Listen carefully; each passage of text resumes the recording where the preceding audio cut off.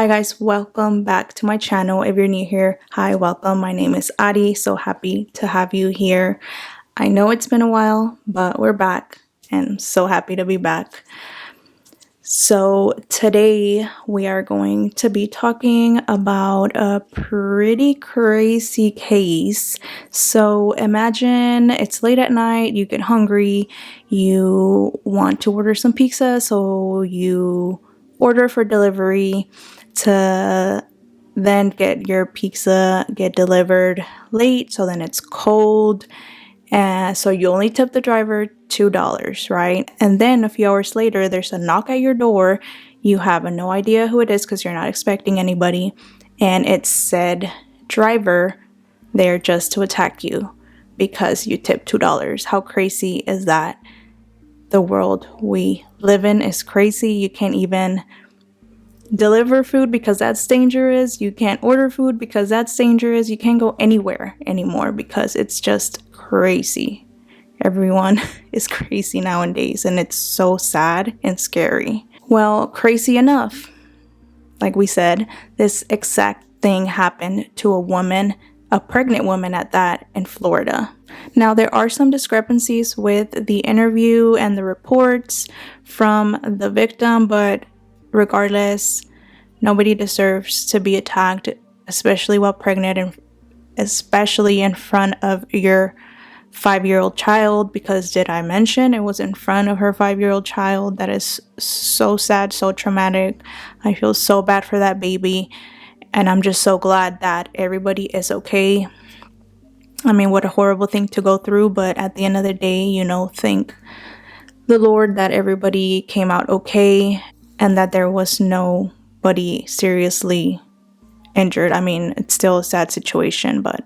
So on December 22nd, 2024, Melinda Irizarry was staying at the Riviera Motel in Kissimmee, Florida with her boyfriend and her 5-year-old daughter. She decided to place an order at Marco's Pizza, and some reports say that the driver, which was identified as 22-year-old BRIANNA Alvelo, arrived with the pizza 30 minutes later, but according to Melinda's interview, she says her pizza arrived late and therefore cold. The order totaled for $33.10, and Melinda says that she provided BRIANNA 2 20s and a 10, which doesn't really make sense, but that's beyond the point. But it just, why would you give somebody 2 20s and a 10 if the 2 20s would have sufficed, and then you could have, you know, given her a tip from that? But nonetheless, that doesn't justify what BRIANNA was to do later on that night. Melinda stated that when she opened the door, BRIANNA seemed very sweet and didn't give her any hostile energy until she gave her the money to pay. She expected to receive $17 back and change, and she stated she was planning on giving BRIANNA a tip. She says as soon as she handed BRIANNA the money, she walked away. Her door was still open as she was expecting her change back. So she yells out, "Hey girl, I need my change back." And BRIANNA responds back, "We don't offer change." Which, that's kind of weird. I mean, I know that a lot of people don't really carry cash nowadays, but I do know that delivery drivers, I've seen, I think, signs saying that they don't carry more than $20. So I know they don't carry a lot of cash on them, but I would say they have at least $20 worth of change. So then BRIANNA decides to go ahead and give her change back, and Melinda goes ahead and gives her $2 worth of tip, considering her pizza was late and cold, and now BRIANNA was giving her an attitude. Then about 30 to 40 minutes later, they get a knock on her door, loud enough to wake them up. This was around midnight according to Melinda's interview, so it was pretty late at night. Her boyfriend then tells her, "No, it's late, don't open the door." But Melinda didn't think anything of it since she doesn't have any problems with anyone. She thought maybe it was a neighbor coming to ask for something, or the hotel lobby manager, since they didn't invite anyone over. So it did seem pretty odd to her, but again, she didn't think anything of it, and she was curious to see who it was, but she didn't peek through the peephole. Again, because she didn't really think anything of it, and she was half asleep. I didn't think anything of it. I was half asleep. You know, we had just ate. I woke back up. I opened the door. So she cracked open the door, and Brianna put her foot in between the door. But Brianna wasn't alone this time. She came with an unidentified male, which, mind you, at this time, Melinda did not know this was Brianna. You know, she didn't know Brianna. Why would she think that the delivery driver would take such offense to the $2 tip that she would come back at that time, and with what intentions, you know? And according to Melinda, they did have ski masks on, so she didn't know it was Brianna at the time, but it was a female, and she arrived with a male. They had ski mask on, so we could only see their eyes and their eyebrows, and like their body frame, but I could not. They were not recognizable at all. I was like, who are these people? What is going on? Both of their backs were facing towards her, so she couldn't see their face, on top of them wearing face masks. And Brianna kicked the door with her foot, and they both barged in, and Brianna closed the door and she locked it. So Melinda says that as soon as she saw that Brianna, which again, she still didn't know it was Brianna, but this person locked the door, she realized that the situation was actually more serious than she thought. As soon as they came in, the male pointed the gun at Melinda, then at her 5-year-old daughter. Melinda quickly put her hands up and stated she did not have anything. I'm assuming like anything of value, like, you know, I'm thinking maybe they were getting robbed. Just can't imagine like how helpless you must feel, especially you have your baby there, you're trying to protect them, but you don't want them to hurt you either, you know, because your babies need you. The male then pointed the gun at her boyfriend and forced him to go into the bathroom. Her boyfriend put his hands up and complied, and the male then put him in the tub and had the gun pointed at him the whole time. So he was pretty much, you know, helpless. He couldn't help his girlfriend or his child. He could possibly be unalived. You know, they don't know these people. They don't know what they're there for, what their intentions are. So obviously you have to really think before you act, especially considering, you know, they have a firearm and they probably didn't. So Melinda was like hovering over her daughter, you know, trying to protect her, telling her that everything's gonna be okay, you know, just trying to keep her calm, while she was probably, you know, losing it. And while she was, you know, doing that, obviously she wasn't trying to make any rash moves or decisions, scared that this male was gonna, you know, shoot her boyfriend. So there she is, you know, scared for her life, scared for her boyfriend's life. Now she's scared, you know, she's scared for her baby's life. Like, it's just... So then while Melinda is there, you know, shielding her daughter, all of a sudden she feels like a big thump on her back. And she's assuming, you know, that she punched her because it sounded loud. But I don't think she realized she got stabbed until she turned around to possibly defend herself and, you know, maybe like punch back. And then she saw the blood drip to the floor. It was then when she realized, oh my God, she just stabbed me. So then when Melinda sees the blood, she reaches for her phone, you know, try to get some help, and Brianna takes her phone from her and she smashes it on the floor. So then after Brianna smashes Melinda's phone on the floor, she continues to stab her in front of her 5-year-old baby. Like, what kind of person, I'm sorry, but what kind of person does that in front of a child for $2? Like, excuse me? Like, I'm sure Melinda would have rather lose the $17 than have these people come and attack her family at midnight just for $2. Like, that is crazy. So Brianna continues to stab Melinda until this male suspect yells at Brianna and tells her it's time to go. So I can't even imagine, was she just going to continue? And she only stopped because this person told her it's time to go? Like, that's just crazy. Like, what kind of...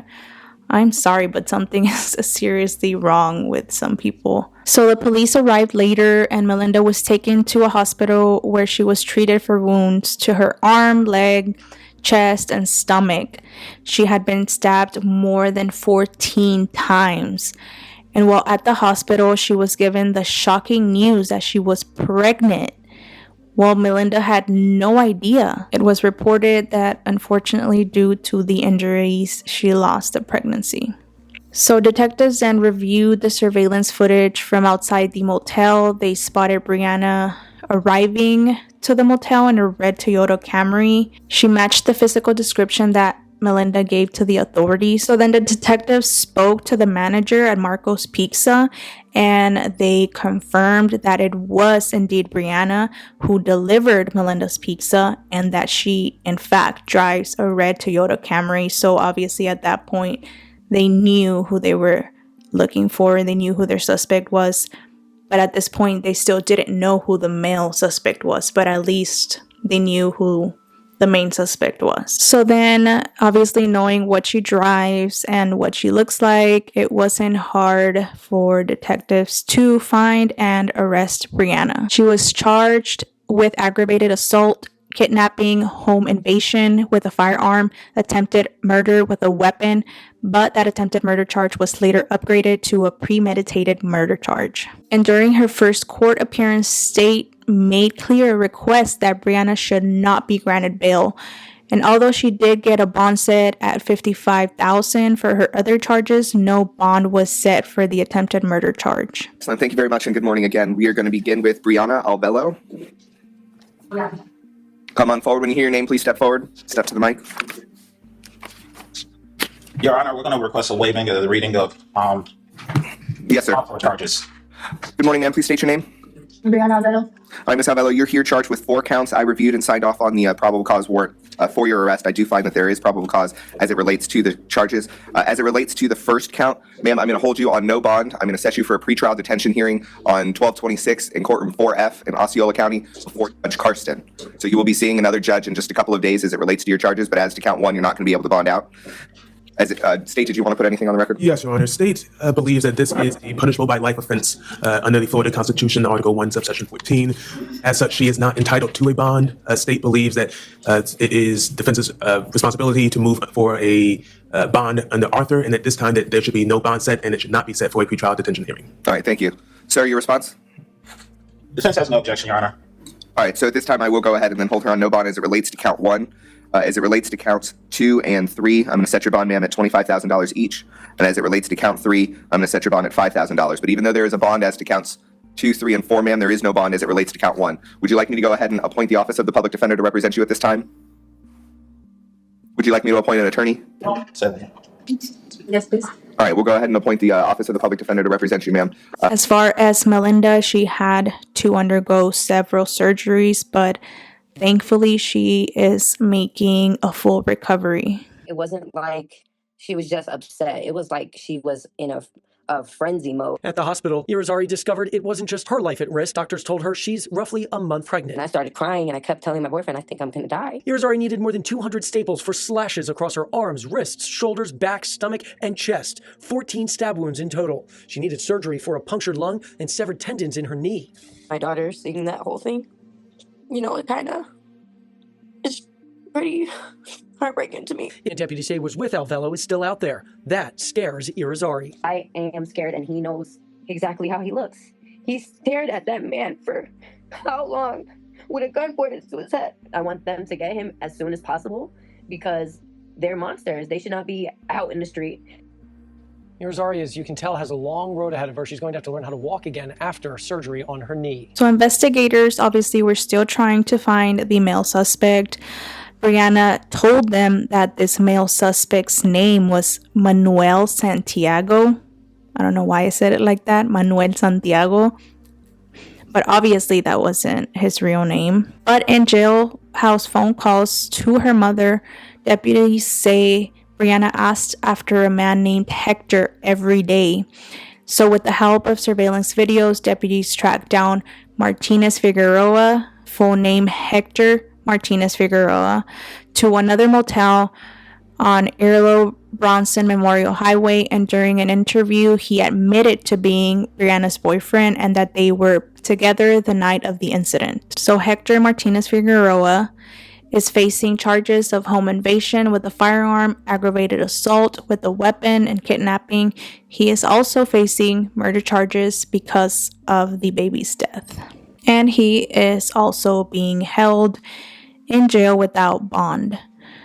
Now, I can't even, like, this case is just so crazy to me. Like, I can't even imagine why you would ruin your life. 22 years old, you ruined your life over a $2 tip, over a delivery job that was probably not going to be your job for the rest of your life. So that's so unfortunate for Brianna. It's so unfortunate for Melinda and her boyfriend and her baby. She's 5 years old. Hopefully this trauma doesn't affect her growing up. As far as Melinda losing her baby, that is so sad. And, you know, my prayers are with her for even having to, you know, go through this trauma. It's so sad that you can't trust people nowadays.